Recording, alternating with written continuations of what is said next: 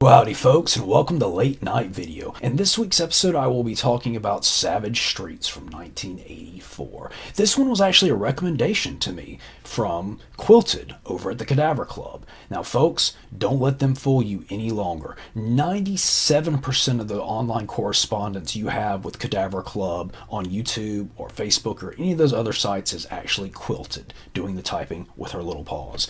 Ben is just a psychically controlled figurehead. It's true. But where was I going with that? Who knows? Many people would compare this movie to something like I Spit on Your Grave, whereas there are elements, slight elements that are similar.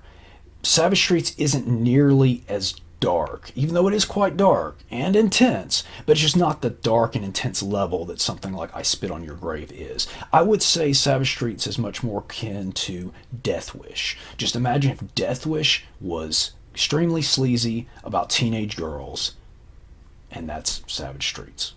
The story. Savage Streets essentially tells the story of a group of teenage girls who run afoul of a group of less than sane drug dealers who, after let's say a teenage girl prank, decide to harass, terrorize, and torture these girls for basically the bulk of the movie. And then Linda Blair's character, who's the star, once she has enough, it turns into a revenge movie. And the last part of it is basically her getting revenge for what these drug dealers have done. The characters / acting. This is one of those ones I'd heard about for a long time, and I'd wanted to see it for a long time, even before the recommendation. It's just Quilted's recommendation is what put it over the top for me. What a trashy movie this is, and how it has no redeeming qualities, etc., etc. I actually thought this is a very well-acted movie. It's extremely intense in parts, and you really... You feel it in certain scenes, I'm telling you. And, folks, actually, I gotta stop for a second.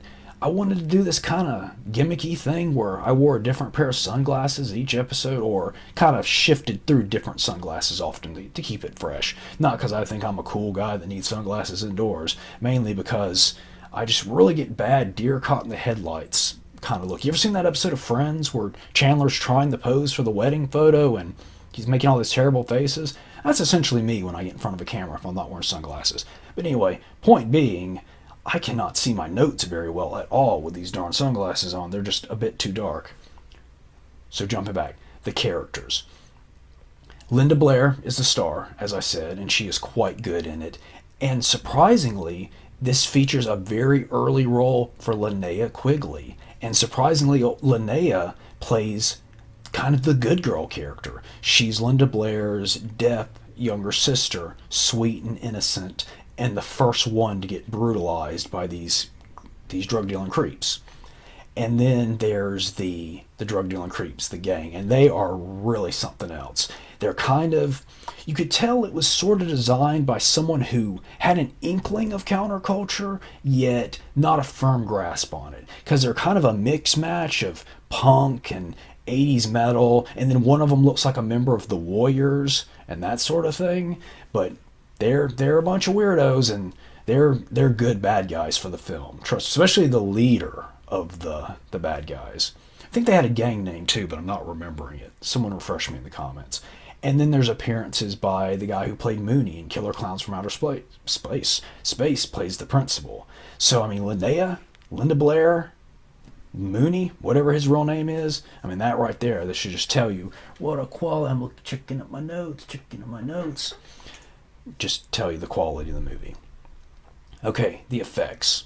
There's not a lot of effects in the movie, because as I said, the revengey part really doesn't begin until the end, but once the revenging starts, there are some pretty nice effects, especially there's one with an arrow scene, some nice gore, and you get a little bit. It's good what's there and well done. The music in this movie is fantastic. It's a mixture of kind of 80s hard rock with some kind of synthy stuff. I mean, the opening music alone is my money's worth right there. And shower scene with Linnea, which is the most disturbing and intense scene in the movie, even though it cuts away before the really bad stuff actually begins, that build up, the music there is as intense as the scene, and it really just has you feeling. It is just really effective. That music right there. My not wearing a hat, but my invisible hat off to whoever composed that score, because I don't know if edge of my seat was, but I could feel that anxiety coming up in that scene, like, oh no, don't show it, don't show it. And luckily, it did cut away. Sleaze. Let me tell you, this movie is sleazy personified. Except for Linnea's character, every single person in this movie is sleazy. The good guys are sleazy. The bad guys are sleazy. The principal is sleazy. The teachers are sleazy. Even the parents are sleazy. Everyone is wonderfully sleazy. And there's a scene I just wanted to point out. There's a point in the beginning where the teenage girls are at a magazine stand and they're looking at an issue of Playgirl magazine. Had Kurt Russell on the cover. I don't know why. Thought that was neat. And speaking of sleaze also, there is this knockdown, drag-out fight in a girl's shower. Not everyone's naked, but there's some naked, there's some not naked, there's some wet t-shirts, and they're just fighting and sleazing, and you get your sleazy buck's worth. Unfortunately, I would say most of the sleaze in the movie, though, is not what I would consider good sleaze. Not that it's bad sleaze. That's just really difficult to explain. It's sleaze that goes well with what's going on. Let's just say it's not good or bad sleaze. It's not happy sleaze. It's not like, oh, look at this bikini girl, have fun. It's more like, oh, look what just happened to Linnea. So, but yeah, definitely high on the sleaze factor. Is it wacky?